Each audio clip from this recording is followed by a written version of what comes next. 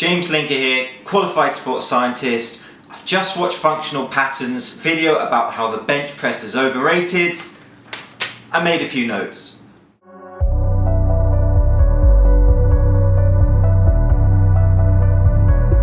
So what I want to do in this video is to analyze Naudi Aguilar's video about how the bench press is overrated. In no way is this meant to be an attack on him. I want it to be an objective analysis of what he's suggesting from a sports science point of view. Those fans of his who want to instantly troll me because I'm talking about him, I actually look a lot like him, so I'm not sure what your angle would be. The first thing I would mention is the title of the video, in how the bench press is overrated for chest development. Well, what does development mean? Are you talking about bodybuilding, building larger muscle? Are you talking about powerlifting, elite athletic performance, strength, power?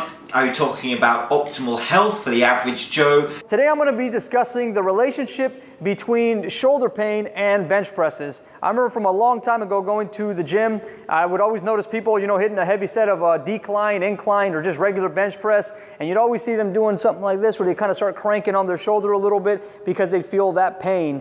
Okay, so first off, he's relating heavy bench pressing to shoulder pain. Can heavy bench pressing lead to a shoulder injury? Yes, of course it can. However, again, it's quite a lazy argument because when it comes to injury, there can be so many variables involved. Depth of which you're going into with the bench press, and then even beyond that, how the muscles on the back side relate to the muscles on the front side. So if you're doing a deep bench press and you're retracting the shoulder blades all the way back like this, and you have no rib cage support on the back end of the spectrum, typically what you're going to find is yourself with an anterior. Okay, but you have a bench as a support. You're also engaging your core when you bench press for support. Rib cage shift going forward like this, and eventually not having pec engagement, and then your deltoids overtaking that load. So if you're the kind of person that's always trying to retract your shoulder blades, if you're over-retracting in the way that he's suggesting, your bench press form is absolutely horrible. I feel as though even beginners who bench press would have a slightly technique. That's quite an extreme example of why a bench press would lead to an injury, highlighting extremely bad form. You can make that argument for any exercise, but you could even make that argument for his functional exercises and say that if you're using bad form during those exercises, it can lead to injury. So I don't think that's the best example. Guys, another perspective on things, that the pec major doesn't operate in and of itself. So when you're working on the pec major, you have to think that there's interdependent muscles firing on the body that enable the pec major to work. Okay, so I agree with him there. What he's saying is that muscles are connected. You have a kinetic chain when you do a movement. It's not just one muscle. You have antagonistic muscles which support that movement. And there is the risk that if you train your muscles in isolation, this can lead to deficiencies in other muscles. However, this can be overcome by training those other muscles in isolation, but essentially I understand what he's saying, that muscles are connected. So whilst he's made a correct statement that your muscles are connected, they work together, this doesn't necessarily mean that there's no place for a bench press in your training regimen. Really, really important, because eventually you got to think that if you start exercising your pecs too much in isolation, that could potentially take away from muscles like your lats and your glutes.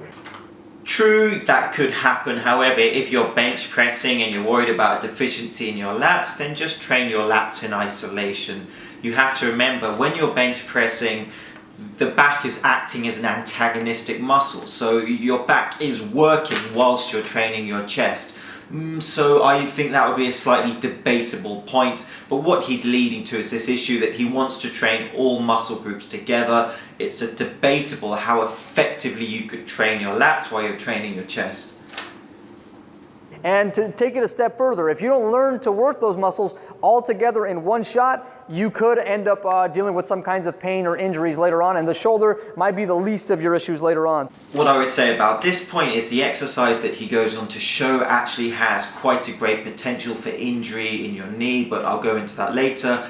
And what I would say right now is what he's leading to is this idea that everything needs to be functional. It would be better to call this movement training or kinetic chain training. A bench press is functional. A bench press has the function of being a pressing motion where you engage the pecs, and which is directly translatable to strength, and speed and power and athletic performance. Also, when you use heavy compound lifts such as bench pressing, it has quite a strong hormonal effect in terms of testosterone and growth hormone. So this is another reason why it could be thought as functional on a hormonal level. What we have right here are called the functional lines, as Tom Myers depicts from the Anatomy Trains. And what I want you guys to focus on is how the pec major itself, if you actually look at the origin and insertion relationships and actually look at myofascial force transmission, meaning how muscles connect to muscles, you're going to see that the pec major has direct relation to the rectus abdominis, your actual abs, and it has a direct correlation right here to your upper adductors. Okay, so all he's saying is muscles are connected. We know that. I think most people understand that your muscles are connected. These are myofascial continuities. Using terms such as myofascial continuity are perhaps overly complicated, but again they create this image that something quite extremely intelligent is going on. He's clearly an intelligent person. He understands anatomy. However, what I would say is that all he's saying here is that muscles are connected. I don't see anything specific here which would highlight why a bench press should not be in your training regimen. Happen all the time in functional movement. So whether you're running, you're throwing, whether you're cutting laterally, whether you're walking to the fridge to get a donut, whether you're sprinting, whatever you're doing, of course, many muscle groups are working. What I want you guys to start considering is that the pec major needs to be exercised with other muscles if you don't want to create deficiencies later on. Muscle deficiencies can happen by training in isolation, but if you know how to program, you can train different muscles in isolation to avoid deficiencies. It's generally smaller muscle groups that are deficient, whereas the lats, this large muscle group, are generally trained quite well. I would not say that the pec has to be trained with other movements, but of course you can train it like this. So let's see where he's going with this and see what he believes is better than a bench press. Okay, so I have this at about shoulder level. Okay, so for one, what you can do if you're going to do any kind of a shoulder exercise or pec exercise, you could even do a standing pec exercise. This is a way of actually engaging the pec substantially, okay? Because now what we're doing especially if we employ some rotation, you guys will see I'm kind of rotating my trunk here, and I finish throughout there. Now I'm connecting the pecs to the obliques. I'm connecting because I'm pulling, I'm involving the right lat here, coupled with the left glute. There's a connection between all systems here. And that's going to essentially enable me to use this in everyday life. There absolutely is a connection between muscle groups using this movement, but it's debatable as to how effective the resistance and the movement would be on the lats and the obliques using what he's doing currently. Let's see how he progresses. Through more of a range of motion, because if I'm just pressing here and I'm standing here, yeah, I'm taking the pecs to a range of motion, but the legs are not really going through a range of motion coupled with that. The goal that I have in mind here with doing this exercise, this technique, is that we actually get an involvement, a concentric engagement of my right pec to my right hip flexors and a little bit into that right adductor, because that's going to connect along with that. But then also at the same time, I want to get this left glute connected with my right lat as I'm pulling myself. He uses quite complicated terms, anatomical terms, and actually what he's saying is quite simple. You see this a lot in the fitness industry, and whilst I think he's intelligent and this is the way he talks, it's also a marketing tool to kind of create this image that the knowledge he has is somehow unique and of a higher being in a way. So in my videos, what I try to do as an experienced teacher and educator is make things simple so people can understand and use that information. I think actually the way he explains things is overly complicated and it doesn't need to be this way. In essence, all he's doing here is saying that he's rotating and pressing. In one motion, we're getting all this connectivity here. So in this movement, he is pressing, rotating and lunging. So he's using three main movements. Again, what is the goal? What is the purpose of this? What is this chest development he's talking about? This is translatable. This exercise is translatable to athletic performance. So if he's using this for that, then there may be a use for it. If he's talking about strength and power, this is not an exercise I would choose in a strength and conditioning program. Now I have many videos where I've explained what you need to do here. I'll go maybe through some brief explanations on what you want to do if you're looking at me from a linear view or from an anterior view. You want to primarily your legs to stay underneath your hips and that to stack underneath your shoulders. And what you're essentially going to do is just rotate your body take a step forward at a basic level. This is what you're going to do. For me, this is where this exercise has a great potential for injury in terms of the ligaments in the knee. Anytime you're rotating, the potential for an injury to your knee when you're rotating and pressing and lunging. Of course, the risk of injury increases, so this would be certainly something that you'd want, that I wouldn't recommend to a beginner. You'd want someone with you. But to say that a bench press can lead to injury, he's showing an exercise here which also could lead to an injury. Of course, there are many variables involved.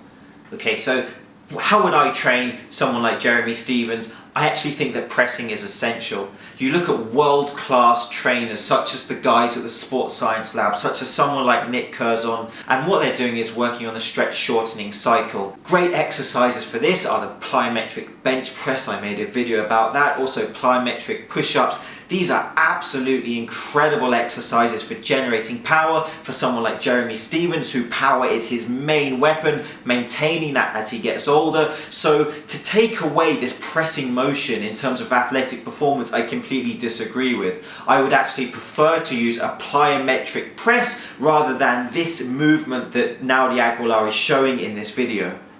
But again, that would be for athletic performance. I don't know what his goal is with this exercise. That are in a way that's going to connect the diaphragm to the transverse abdominis while you do a motion like this.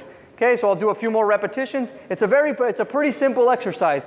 It is a simple exercise which he's made extremely complicated by using these anatomical terms, which in my opinion are unnecessary. But again, he still hasn't explained what this exercise is useful for. Is he talking strength, power, speed, athletic performance? What is the purpose of this? I agree with his idea that muscles are connected. This exercise he's showing is connecting muscles. So on that plane, yes, I think he's following his ideology, but that doesn't mean that you use this exercise instead of a bench press. Why can you not use both of these? If you're training for optimal health, there are times when pressing for strength could be a great exercise to use. So it's not one or the other. It's not that simple. For me, he has an ideology which he's sticking to, so he's unnecessarily being negative on a bench press because perhaps it's associated with bodybuilding or powerlifting, something which he is trying to get away from in his marketing and in his piece of the fitness pie. I'm James Linker, this is Shredded Sports Science. Thank you for watching. Don't forget to subscribe and I'll see you soon.